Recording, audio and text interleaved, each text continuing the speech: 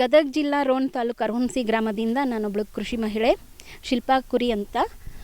ನಾವು ರಾಸಾಯನಿಕ ಮುಕ್ತ ತೋಟ ಮಾಡಬೇಕು, ಕೃಷಿಯಲ್ಲಿ ತೊಡ್ಕೋಬೇಕು ಅಂತ ನಮ್ಮನ್ನು ನಾವು ತೊಡಗಿಸ್ಕೊಂಡಿದ್ದೀವಿ. ನಾವು 3.5-4 ಎಕರೆ ಭೂಮಿಯಲ್ಲಿ ಸಂಪೂರ್ಣ ಸಮಗ್ರ ಕೃಷಿಯನ್ನು ಮಾಡ್ತಾಯಿದ್ದೀವಿ, ಸಹಜ ಕೃಷಿಯನ್ನು ಮಾಡ್ತಾಯಿದ್ದೀವಿ.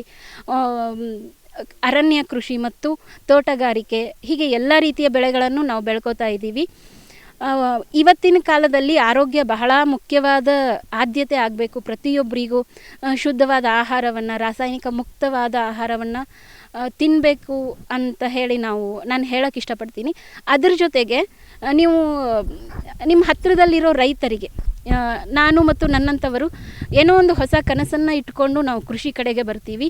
ನಮ್ಮ ಬೆಳೆಗಳಿಗೆ ಏನು ಮಾರ್ಕೆಟ್ ಸಿಗಬೇಕೋ ಸಿಗುತ್ತೆ, ಆದರೆ ಪ್ರಜ್ಞಾವಂತರಾದ ಒಂದೊಳ್ಳೆ ಜಾಬ್ನಲ್ಲಿರುವಂಥ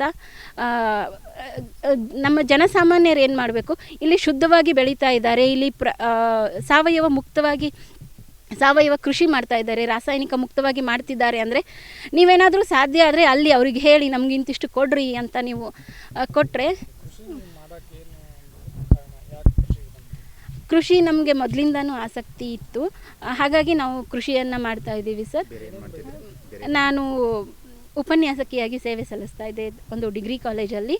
ಉಪನ್ಯಾಸಕಿಯಾಗಿ ಸೇವೆ ಸಲ್ಲಿಸ್ತಾನೆ ತೋಟ ಮಾಡ್ಕೊಂಡಿದ್ದೀವಿ.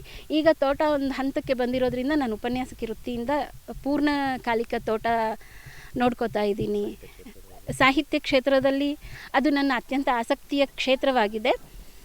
ನಾನು ಒಂದಷ್ಟು 4 ಕವನ ಸಂಕಲನಗಳು ಬಂದಿದ್ದಾವೆ. ಮುಂದಿನ ದಿನಗಳಲ್ಲಿ ಇನ್ನೊಂದೆರಡು ತಯಾರಿ ಇದೆ, ಮುದ್ರಣದ ತಯಾರಿಯಲ್ಲಿದೆ. ಯಾವಾಗ ನಾನು ತೋಟಕ್ಕೆ ಬರ್ತೀನಿ, ನನ್ನ ಸಾಹಿತ್ಯಿಕ ಕೃಷಿಗೂ ನನಗೆ ಸಮಯ ಸಿಗುತ್ತೆ. ಈ ವಾತಾವರಣ ನಮ್ಮನ್ನು ಇನ್ನಷ್ಟು ಆರೋಗ್ಯಕರವಾಗಿಯೂ, ದೈಹಿಕವಾಗಿ ಮತ್ತು ಮಾನಸಿಕವಾಗಿ ನಮ್ಮನ್ನು ಆರೋಗ್ಯಕರವಾಗಿ ಮಾಡ್ತಾ ಇದೆ. ಹಾಗಾಗಿ ನಾವು ತುಂಬ ಇಷ್ಟಪಟ್ಟು ತೋಟ ಮಾಡ್ತಾ ಇದ್ದೀವಿ.